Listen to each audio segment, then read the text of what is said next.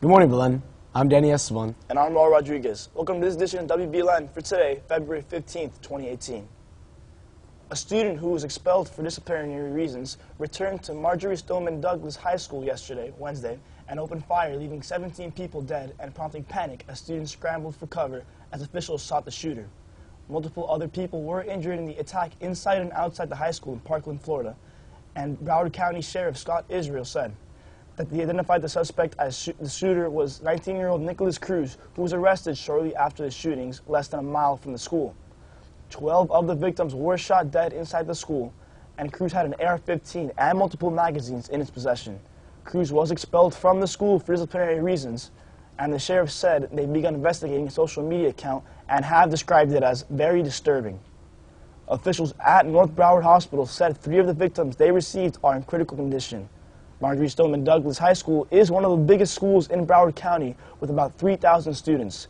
And after a fire drill at the high school created a scene of chaos before gunshots were heard. Multiple students confirmed that there was an early fire drill in the morning, and when the students heard the fire alarm again, they didn't take it seriously.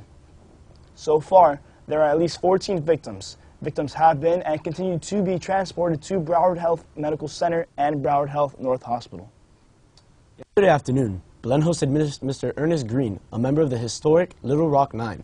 In celebration of Black History Month, the Little Rock Nine were a group of 9 black students who enrolled at formerly all-white Central High School in Little Rock, Arkansas.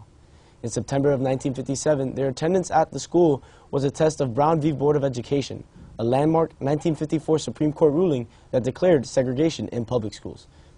On September 4th, 1957, the first day of classes at Central High School, Governor Orville Faubus called in the Arkansas National Guard to block the black students' entry into the high school. Later that month, President Dwight D. Eisenhower sent in federal troops to escort the Little Rock Nine into the school. Mr. Green spoke to the 8th, 9th, and 10th grade in the Roca Theater. Will they or won't they? According to several senior aides, the next 48 hours is make or break time for a deal in the U.S. Senate on immigration. After battles over process and the timing of votes, it appears there's a possible deal in sight.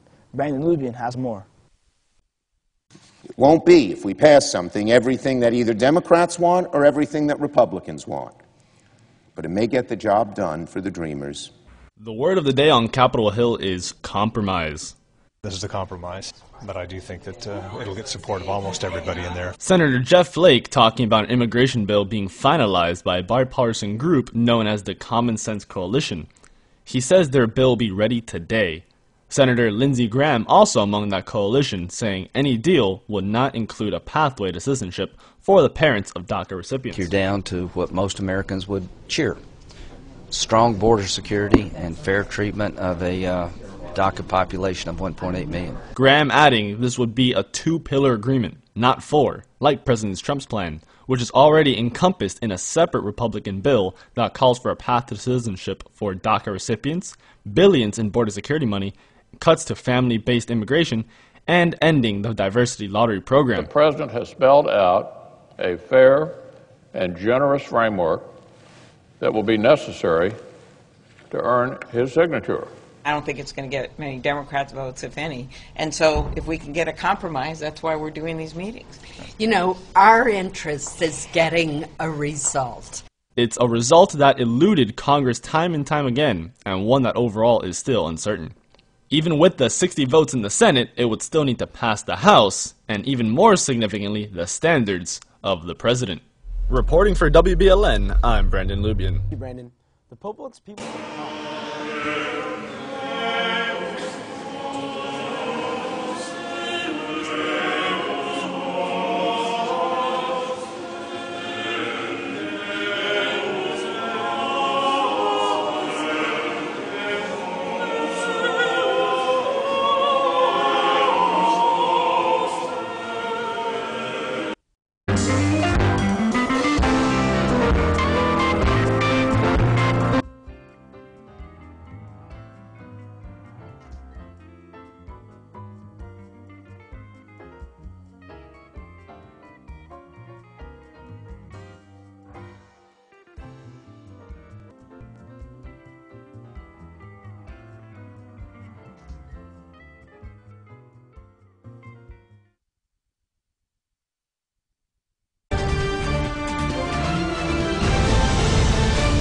Good morning, Wolverines. Still no rain out there. It's actually looking pretty dry. If you look at the map, not much moisture in sight. It's actually going to be pretty sunny.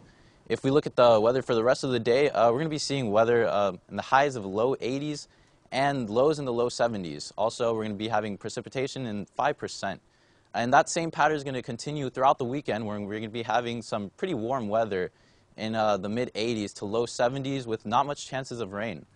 So enjoy the weekend. That's all for weather. Now let's pass it on to sports. Hello, Wolverine Nation. The Belen varsity baseball team plays in their second preseason game against St. John Paul at Westminster Academy at 4 o'clock. The Miami Heat lost to the 76ers last night 104-102. Dwayne Wade scored 8 points with 3 rebounds. The varsity polo team beat Columbus 14-5 on Wednesday. In the Olympics, Shaun White won in his 3rd gold medal, making him the greatest snowboarding Olympian in history. Thank you, guys. Be sure to follow us on YouTube, Twitter, and Facebook for all the latest news and pictures. I'm Al Rodriguez. I'm Danny Espon. Thanks for watching, and stay golden, Wolverines.